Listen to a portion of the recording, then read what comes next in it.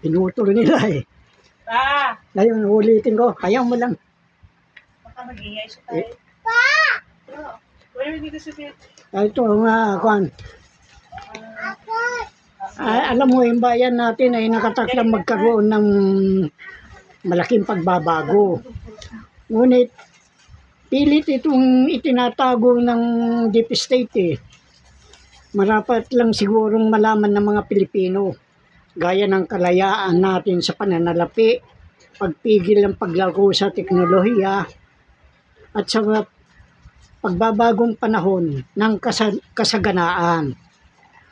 Unti-unti na nalalapit kaysa yung salitang kailanman. At ang sistemang inyong nakagisnan ay unti-unti na rin nababaklas. Kaya dapat manatili tayong nakahanda. Lahat ay magkakaroon ng biglaang pagbabago, maliban doon sa mga nahatulan.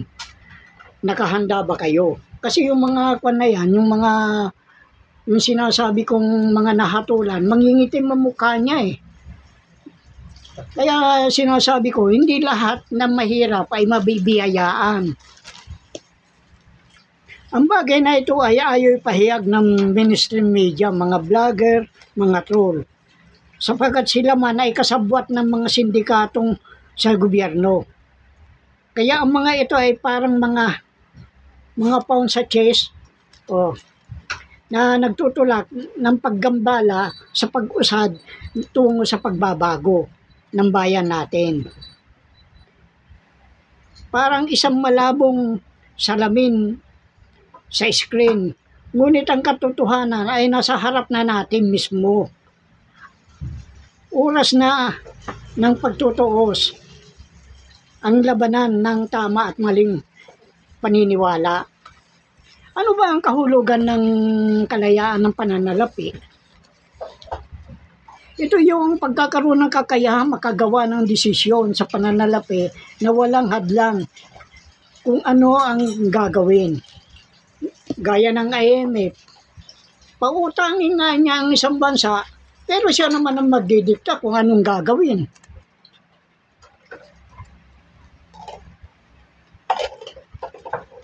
Tungkol naman sa paglago ng teknolohiya, ay hindi ako isang conspiracy theorist. Kung minsan, mapapaisip din ako tungkol sa mga impormasyon na naglalarawan sa mga sa mga makabagong teknolohiya. Ngunit may mga bagay naman itong nakakahadlang eh. Sapagkat yung mga yon ay kinakanlong ng intellectual property rights. Kaya parang butil ng asin na natutunaw sa tubig ang iyong idea. Kasi yun ang nakakahadlang. Kasi ang style kasi niyan, pag ikaw nagpasa ng doon sa Philippine patent, kaya ako marami akong dinesign na mga ng makinarya eh.